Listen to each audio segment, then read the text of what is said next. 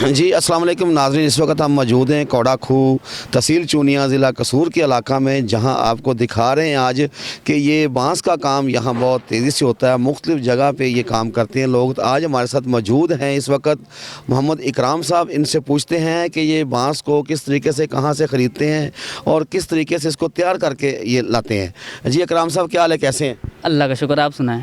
اکرام صاحب، آپ یہ بتائیے کہ یہ بانس آپ سبز ہے نا اس وقت، تو اس کو آپ سیدھا تیار کیسے کرتے ہیں؟ سب سے پہلے نا ہم جنگل سے خریدتے ہیں ان بانسوں کو۔ جی جی۔ یہ 2 سال کا ہوتا ہے، 2 سال کی فصل ہوتی ہے، 3 سال کی فصل ہوتی ہے، 4 سال کی فصل ہوتی ہے۔ اب جو فصل ہوتی ہے ہم اس کے حساب سے پیسے ادھر دیتے ہیں جنگل میں، پھر کٹاوے ہوتے ہیں بانس کاٹنے والے، وہ کاٹ کے ہمیں ادھر بھیجتے ہیں، ٹرالے پر آتے ہیں۔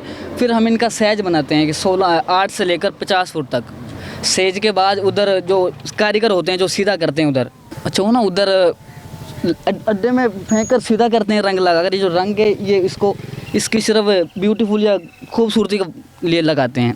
اس کے بعد ہم اس کو بنڈل باندھ کے ادھر راڈ میں لگا دیتے ہیں۔ اس کے بعد ہم ان کو ادھر لوڈ کر کے بھیج دیتے ہیں۔ یعنی بہت مشکل کام ہے۔ مشکل تو ہے لیکن اللہ پاک روزی دیتا ہے انشاءاللہ، ٹھیک ہے۔ حلال رزق تو کما رہے ہیں۔ حلال رزق ہے ماشاءاللہ۔ اس کے علاوہ کوئی آپ اوورآل میسیج دینا چاہتے ہیں؟ ماشاءاللہ اچھا کام ہے، محنت کرنی چاہیے اور کرو، اللہ پاک روزی بہت دیتا ہے انشاءاللہ۔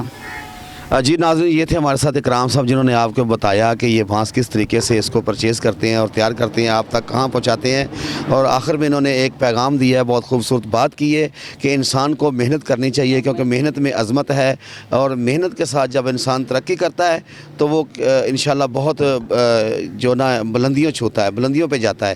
تو اس حوالے سے انہوں نے بات بہت خوبصورت کی ہے۔ ان کا نمبر جو ہماری اسکرین پہ چل رہا ہے، اگر آپ ان کے ساتھ رابطہ کرنا چاہتے ہیں تو فون اٹھائیں، کال ملائیں، ان سے رابطہ کیجئے۔ بہت شکریہ۔ اللہ حافظ۔ پاکستان زندہ باد۔